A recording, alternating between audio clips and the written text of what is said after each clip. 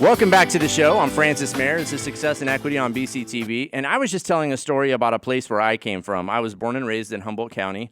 And if you don't know, Humboldt County is very famous for cannabis cultivation. And it's also infamous for also having a lot of methamphetamine addicts. And when you have a lot of meth users and truckers, you also have meth labs. So I was at a gas station and I locked my keys in my car. And this is something that only happens in the hood. And the hood can be in a rural community, it turns out. Frank was talking about the community he came from. And I saw this guy walking by who bore the stereotypical markings of a low-level petty thief. And I said to him, I said, man, I just locked my keys out of my car. Is there any way that you can help me? And he looked around, and he slid a Slim Jim out of the sleeve of his jacket and opened up my car. And this whole thing took about 10 seconds. So you can find love even in bad neighborhoods, Frank and Melinda, and you guys could attest to that.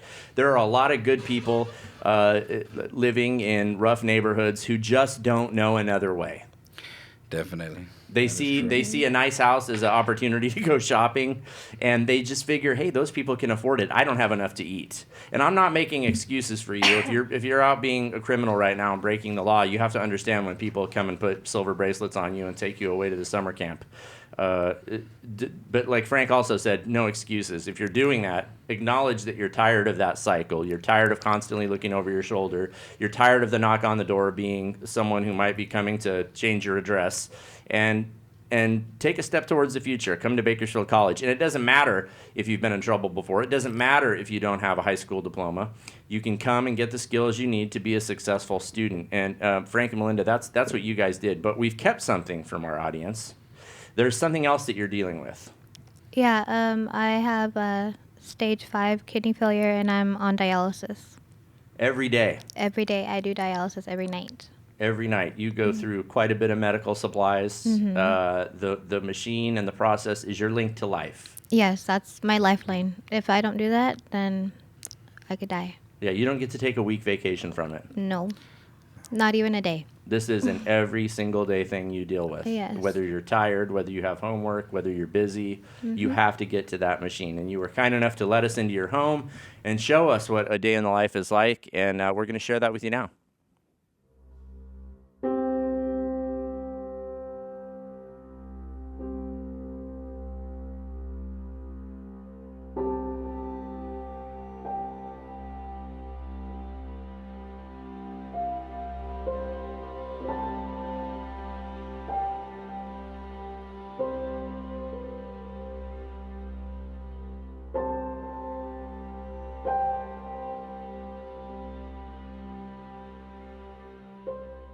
I have a stage 5 kidney failure, and that's like, the last stage.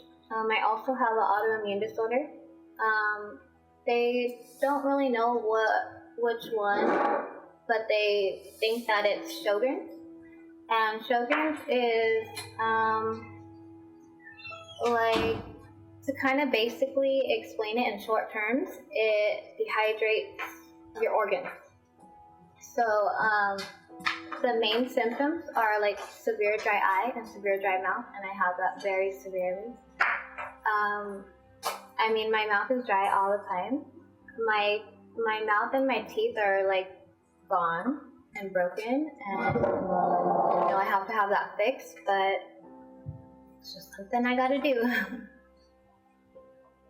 Every night I'll set up my machine and I'll put one of these bags on the heater. I'll put this bag on the heater, and then this bag will drain, and I'll go through the little cassette and out these tubes into this bag, which will heat it up. You can feel it still kind of warm. This is my hookup line. It's already used because I'm throwing this away. I take out my catheter, which is hooked up to me right here. I screw it, take off the cap, screw it, and then I'm hooked up. I'll tape it to my body, like this. And then I go to sleep. And it fills me up with the liquid, with the solution. And it'll dwell for an hour. And then it drains. And then it drains into this bag right here. And so this is all my waste. my, toxins in my body that my kidneys can't filter. And then I do that for 5 cycles for 8 hours every night.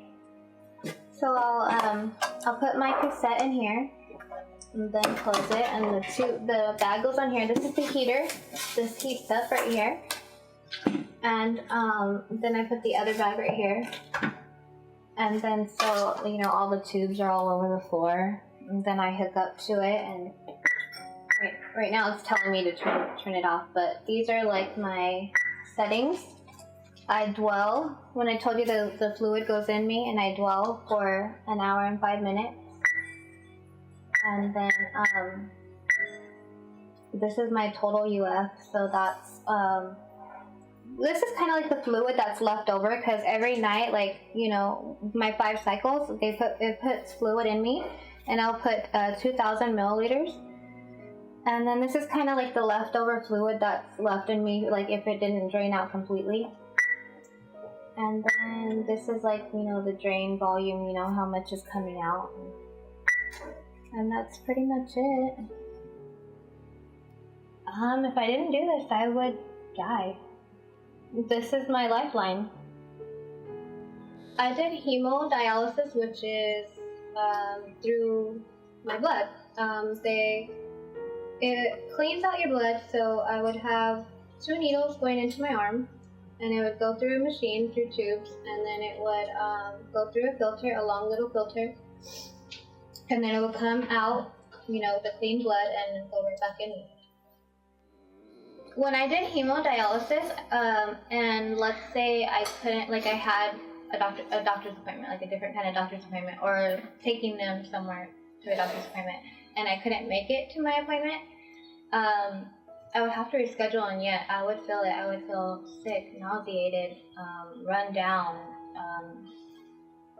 just not myself. Because I already had a hard time with hemo. It already wiped me out. But on top of that, not feeling good, 10 times worse. Yeah, you could definitely feel it when you don't go.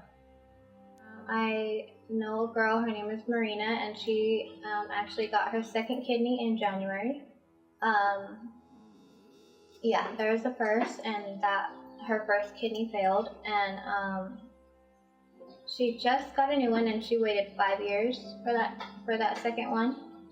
And one thing I want to mention is I'm O positive, and O blood type is the most sought out kidney, blood type, and it's the one who's universal. We can give to anybody, but we can only receive from O.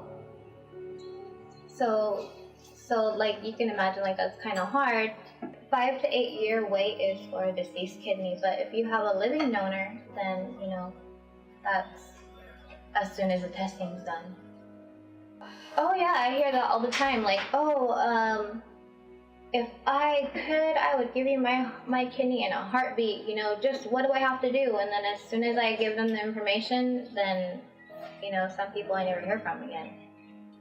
So I kind of got to the point where I'm just I don't ask anybody, because you'll see some people who are on the transplant list, some people who have kidney pages on Facebook. They're always asking, here's the numbers, call to be tested for me, and donate to me, all the time. You'll see that, but you won't see that with me, because I don't want to ask. There's a 50-50 chance that that kidney would not work, or my body would reject it. So it's more like a treatment than a cure. All I did was feel sorry for myself. All I did was mope around. I just didn't want to do that anymore, so I just stopped. It was me both, and me and my husband, we were just we can't do this anymore. We got to do something with our lives. We can't just sit around and die. We can't just sit around and just not do anything.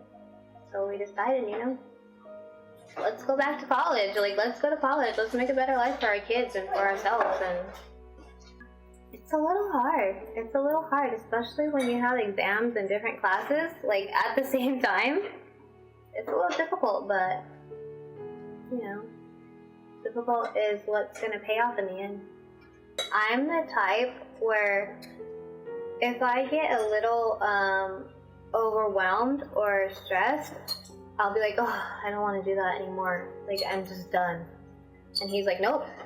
You need to keep going. Don't give up. It's easier to give up and it's harder to keep going. He's always been like strong-willed and strong-minded, and he literally doesn't give up. Like, if he sets his mind to something, he's gonna do it. And he's gonna finish it.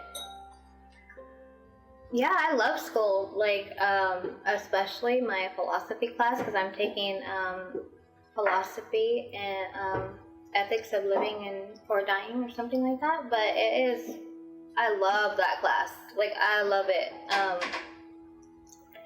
But yeah, I mean, I love my other classes too, and it's because, it took me a little while to adjust to it, because I've been out of school for so long, like I'm 30 years old. But I love it. Yeah, because, it touches on death and how to deal with it and how to cope and all the different stages and emotions and everything. Like, it just made me realize all the things that I felt, because, when my brother died, I didn't know that his death really impacted me the way that it did, because it really changed me. Like, when you're young, you really live like carefree, and you don't think about like, oh, I could die at any time. You really don't think that. And when my brother died so suddenly, like, that put that in my head. Like, you really could die. Like, whether it could be a disease, whether it could be a car accident, anything could happen. And that really just hit me. And I didn't know how to deal with it. So when I was in that class, it just helped me to realize all the things that's going on in my brain. When my brother found out he had cancer, it was just so suddenly that he died. He died 3 months later, and I can remember like getting that call. Like, we were driving in our car, and like we had that OnStar, and so like my mom called the car because she couldn't get a hold of me on my cell phone, and she called the car and she's like, are you driving? And I'm like, no. Why? What's going on? And you know something's wrong, so you get that gut feeling in your stomach, like that pit, that hurt, that, I don't know, I can't explain it, but butterflies in your stomach. Yes, butterflies in your stomach. And I just knew, like, my mom was like, your brother's gone. And I was like, just couldn't deal with that emotion. I was bawling. Yeah, it was a rough day for us. Daniel Escobar was a very strong man, To watch somebody so strong, so built, because he was like built, and he was, so healthy and strong, and then to watch him just, like, the life being sucked out of him, to watch him look super skinny and pale, and his muscle definition just gone, like, it's so hard. Like, it's hard because I saw him dead, like, that traumatizes you, to see your loved one right there dead and lifeless. So when I think of him, it's hard not to see that, and that's what really messed me up. So like, when I get really sick and I'm like, man, I don't want to die today, like, please, I don't want to die today. I don't want my kids to see me like this. Like, it really gets me, like, it gets me so bad. Those are my days that I have. Those are my bad days. And it's a form of death anxiety. Mm-hmm. And I try to help her out as, anytime she gets sick, I'm there for her, and I try to just, have her calm down, breathe, relax, and explain to her that everything's going to be okay. And, we calm her down. We get her back, down to reality. And she does good. She really, gets, digs in and becomes very strong. I mean, I have my days where I get like a little anxiety and I get a little, overwhelmed, and I'll think about it, you know, like I really could die, or, you know, I don't want to be sick because I had one of my nurses tell me, you know, you have a chronic illness, but you are stable, because most people with chronic illnesses like this are in and out of the hospital. And I tell myself, you know, that I'm lucky because I'm not in and out of the hospital. I'm okay. I mean, yes, I do dialysis every night, and yes, I don't feel good, you know, every day, and I push every day to just be normal, to go to school, to be a mom, to be a wife, to handle all the things that I handle. You know, that in itself is a push. But, you know, I just gotta do it. I like I said before, like I have to do it. I can't just sit down and die. I can't dwell on it. I can't dwell on my sickness. I just have to keep going and do something, you know, and college is it.